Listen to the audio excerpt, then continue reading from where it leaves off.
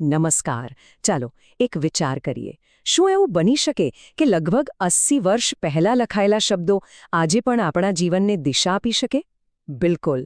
આજે આપણે અખંડ જ્યોતિના નવેમ્બર 1940ના અંકના ઊંડાણમાં ઉતરીશું અને એ શાશ્વત જ્ઞાનને ઉજાગર કરીશું જે આધ્યાત્મિકતા અને રોજિંદા જીવન વચ્ચે એક સુંદર સેતુ બાંધે છે. અને આ શાશ્વત જ્ઞાનનો સ્ત્રોત કોણ છે? યોગ ઋષિ પંડિત શ્રી રામ શર્મા આચાર્યજી. તેમની કલમમાં એવી તો શું શક્તિ હતી કે તેમના શબ્દો દાયકાઓ પછી પણ આજે લાખો લોકોના જીવનમાં પ્રકાશ પાથરી રહ્યા છે. આ અંકની શરૂઆત જ આ કેટલા સુંદર વિચારથી થાય છે નહીં? એ આપણને યાદ અપાવે છે કે જ્ઞાન અને કરુણા એવા અમૂલ્ય ખજાના છે જે વહેંચવાથી વધે છે, ક્યારેય ઘટતા નથી. સાચું કહું તો આ એક જ વિચાર જાણે આખા અંકના હૃદયમાં ધબકી રહ્યો છે. તો આ જ્ઞાન યાત્રામાં આપણે આ 6 પડાવમાંથી પસાર થઈશું. દરેક વિષય આપણને આધ્યાત્મિકતાના એક નવા પાસાને સમજવામાં અને જીવનમાં ઉતારવામાં મદદ કરશે. તો ચાલો આપણે શરૂ કરીએ. આપણો પહેલો વિષય છે પ્રકાશનો વારસો. અને નામ પ્રમાણે જ અખંડ જ્યોતિનો આ અંક માત્ર લેખોનો સંગ્રહ નથી. ના, એ તો એક સંપૂર્ણ જીવન દર્શન છે. એક એવી માર્ગદર્શિકા જે સાધકને અંધકારમાંથી પ્રકાશ તરફ લઈ જવાના દરેક પગથિયાને ખૂબ જ સ્પષ્ટપણે બતાવે છે. જુઓ, કોઈ પણ ભવ્ય ઇમારત હંમેશા એના મજબૂત પાયા પર ટકેલી હોય છે, ખરું ને? આધ્યાત્મિકતાનું પણ એવું જ છે. તો ચાલો હવે આપણે બીજા વિભાગમાં એ 2 મૂળભૂત સિદ્ધાંતોને સમજીએ જેને આ અંક આધ્યાત્મિક જીવનનો પાયો ગણાવે છે: સત્ય અને પવિત્રતા. અહીં સત્ય અને પવિત્રતાને 2 એવા સ્તંભ તરીકે દર્શાવ્યા છે જેને એકબીજાથી અલગ કરી જ ન શકાય. આ વિચાર બહુ ગહન છે. સત્ય જાણે કે આપણું હોકાયંત્ર છે જે સાચી દિશા બતાવે છે. પણ એ દિશામાં ચાલવા માટે જે શક્તિ જોઈએ, જે સ્થિરતા જોઈએ, એ ક્યાંથી મળે? એ મળે છે પવિત્રતામાંથી. એટલે જ એક વગર બીજું અધૂરું છે.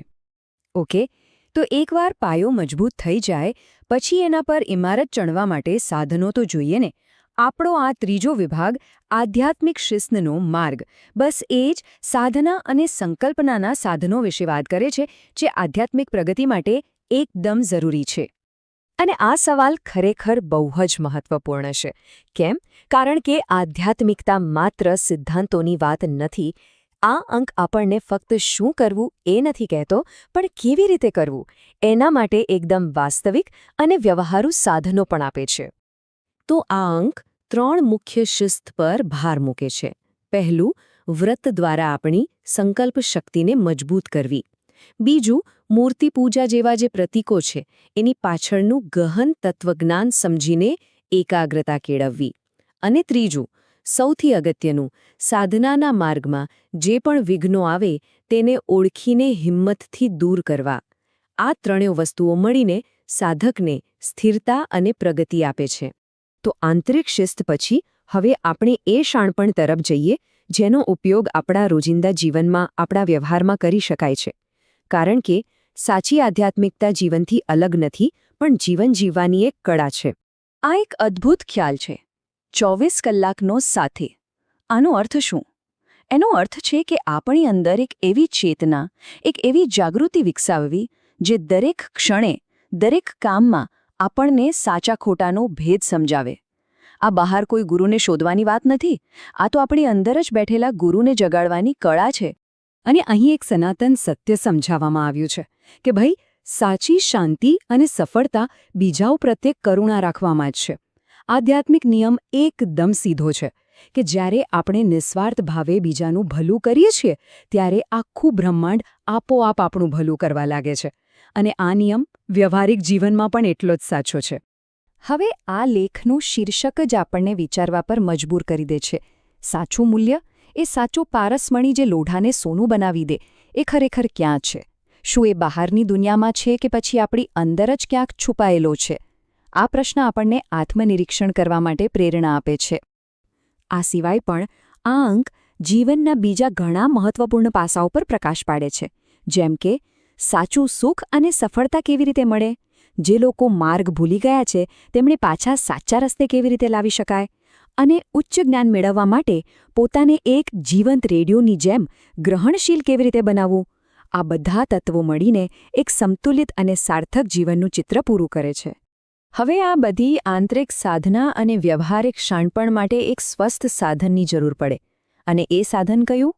આપણું શરીર.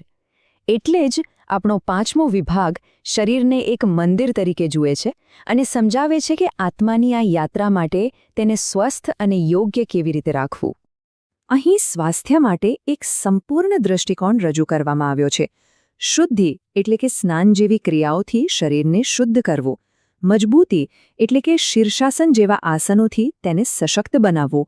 અને ઉપચાર એટલે કે સ્વરયોગ જેવી શ્વાસની પ્રાચીન ટેકનિકથી રોગોનું નિવારણ કરવું. આ સ્પષ્ટ કરે છે કે શરીરની સંભાળ એ માત્ર ભૌતિક જરૂરિયાત નથી, પણ એક આધ્યાત્મિક કર્તવ્ય પણ છે. અને હવે અંતિમ લેખનું શીર્ષક, જે આપણને સીધા સારાંશ તરફ લઈ જાય છે. આ બધી શિસ્ત, શાણપણ અને શારીરિક સ્વાસ્થ્યની કાળજી, આ બધા પાછળનો અંતિમ હેતુ શું છે? જવાબ છે આત્મચિંતન, એટલે કે પોતાની જાતને ઓળખવી. તો આત્મચિંતનના એ અંતિમ હેતુને ધ્યાનમાં રાખીને ચાલો આપણે આ સંપૂર્ણ જ્ઞાનને એક સારાંશ રૂપે જોઈએ. આ એ મુખ્ય સિદ્ધાંતો છે જે મળીને કોઈપણ સાધક માટે જીવનના સમુદ્રમાં એક ભરોસાપાત્ર હોકાયંત્ર બની શકે છે. આમ અખંડ જ્યોતિનો આ અંક એક સંપૂર્ણ જીવનમાર્ગ બતાવે છે. સફર સત્ય અને પવિત્રતાના પાયાથી શરૂ થાય છે, શિસ્ત અને કરુણાના માર્ગ પર આગળ વધે છે, અને સ્વસ્થ શરીરરૂપી મંદિર દ્વારા આત્મસાક્ષાત્કારના શિખર સુધી પહોંચે છે. આજના વિશ્લેષણ પછી એક પ્રશ્ન મનમાં રહી જાય છે કે આ 80 વર્ષ જૂના શાણપણમાંથી કયો એક સિદ્ધાંત આજે આપણા જીવનમાં સૌથી વધુ પ્રકાશ લાવી શકે છે?